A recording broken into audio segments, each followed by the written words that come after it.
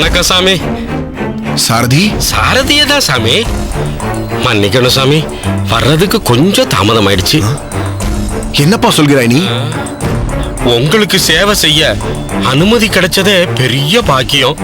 அதனால நேரத்தோடயே புறப்பட்டுட்டானுங்க. ஆனா எங்க ஊர் பெரிய மனுஷன் திடீர்னு ஒரு வேலையை கொடுத்து முடிச்சிட்டு தான் போகணும்னு சொல்லிட்டாருங்க சாமி. அதான் முடிச்ச கையோட ஓடியாரன் சாமி. என்னப்பா உளறுகிறாய்? சற்று நேரம் முன்புதானே நீயே என் பாதனைகளை என் கால்களில் பொருத்தினாய், வழியனுப்பியும் வைத்தாயே. நீங்க என்ன சாமி சொல்றீங்க? நான் இப்பத்தானே உங்க நந்தவனத்தை நோக்கி வந்துகிட்டு இருக்கேன். நான் எப்படி உங்க பாதனைகளை உங்களுக்கு போட்டு விட முடியும்? நான் இப்பதான் சாமி வர்றேன்.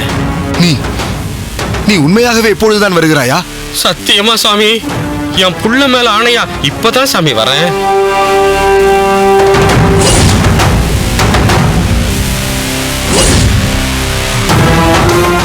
ஐயோ, எனக்கு தலையே சுற்றுகிறது.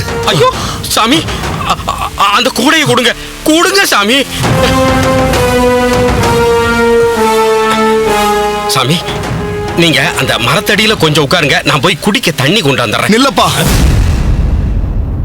நீ இல்லை என்றால் பாதணிகளை அடியேனுக்கு அணிவித்தது யார்?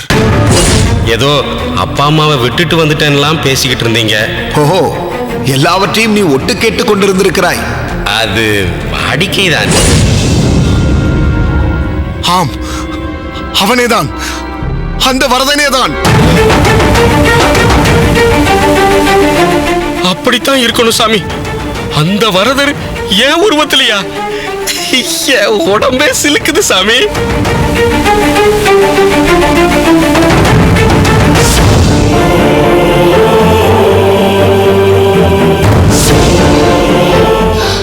ஐயோ, என்ன காரியம் செய்தாய் வரதா? உன் உயர்ந்த நிலைக்கு இதெல்லாம் பொருந்துமா? இந்த அடியவனின் காலை பிடித்தது உனக்கு தகுமா? ஐயோ, அடியேனை தர்ம சங்கடத்தில் ஆழ்த்து விட்டாயே வரதா. பூமாலை தொடுத்து வர சொன்னாய், தொடுத்தேன். கவரி வீசும்படி சொன்னாய், வீசினேன். பாகவத கைங்கரியம் செய்து வா என்று சொன்னாய், அதையும் செய்தேன். ஆனால் அடியேனிடம் சொல்லாமல் இப்படி ஒரு முறையற்ற காரியத்தை செய்து விட்டாயே வரதா. இல்லை இல்லை, இனி அடியேன் பாதனைகளை அணியப் போவதில்லை. இந்த பாதனைகள் என்னிடம் இருப்பதால் தானே நீ இந்த அடியவனின் கால்களை பிடித்தாய். இனி பாதனைகளை அணியப் போவதில்லை. இவை என் தந்தையே கொடுத்ததாக இருந்தாலும் சரி, அடியேன் இனி பாதனைகளை அணியப் போவதில்லை.